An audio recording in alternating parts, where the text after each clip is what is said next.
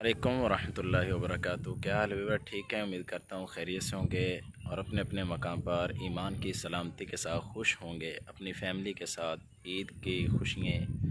منا رہے ہوں گے، عید کے موسم کو انجوائے کر رہے ہوں گے۔ اللہ پاک سب کے نیک اعمال کو اپنی بارگاہ میں قبول فرمائے۔ ناظرین، آپ سے دو چھوٹی چھوٹی باتیں شیئر کرنی تھیں۔ ایک تو عید گزری ہے اور ابھی آج عید سے اگلا دن ہے، یعنی عید کے 3 دن کل مکمل ہو چکے ہیں۔ اس دفعہ عید پر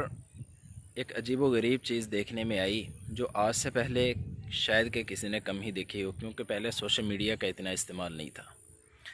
جیسے جیسے سوشل میڈیا کا استعمال بڑھتا جا رہا ہے تو اس کے اوپر بہت ساری چیزیں ہمیں ایسی دیکھنے کو ملتی ہیں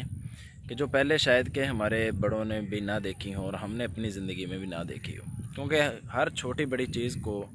کیمرے کی آنکھ میں کیچ کر کے اور اس کو ریکارڈ کر کے اس کو محفوظ کر کے سوشل میڈیا پر وائرل کیا جاتا ہے، دکھایا جاتا ہے، لوگ اسے دیکھتے ہیں اور بہت سی نئی نئی چیزوں سے واقفیت حاصل ہوتی ہے۔ ہم آج سے پہلے پڑھتے رہے ہیں آج تک یہ کہ قربانی کا اصل جو مقصد ہے کہ قربانی کے جانور کے اندر اتنا دل لگایا جائے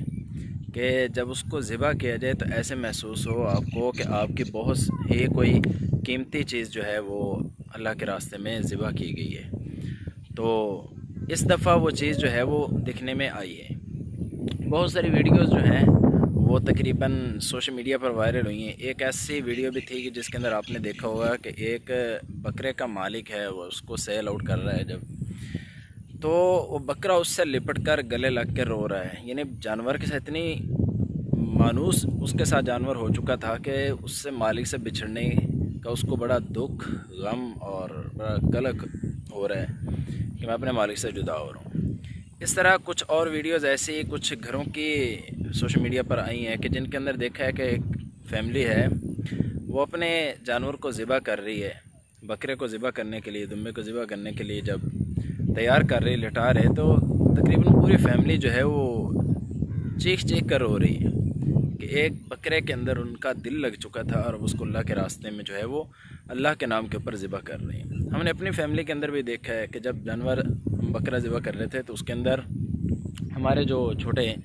بھتیجے بھتیجیاں تھیں اور فیملی کی بڑی خواتین بھی اور مرد بھی، وہ بڑے ہی یعنی جانور کو ذبح کرتے وقت ایک عجیب ان کے اوپر کیفیت تھی، ایک عجیب حال تھا ان کے اوپر۔ ایسے لگ رہا تھا جیسے کہ ان کی بہت ہی قیمتی چیز جو ہے وہ ان سے جدا ہو رہی ہے، اور قربانی کا اصل مقصد بھی یہی ہے جو اب ہم نے دیکھا ہے۔ اس سے پہلے ہوتا ہے، لوگوں کے ہر سال ہوتا ہے، لیکن بس لوگوں کو ان کا نظارہ نہیں ہوتا تھا، اپنی ذاتی جگہوں پر تو دیکھ لیتے اپنے اپنی فیملی میں، لیکن جو پبلک کے اندر آئی ہے چیز وہ اس دفعہ دکھنے میں آئی ہے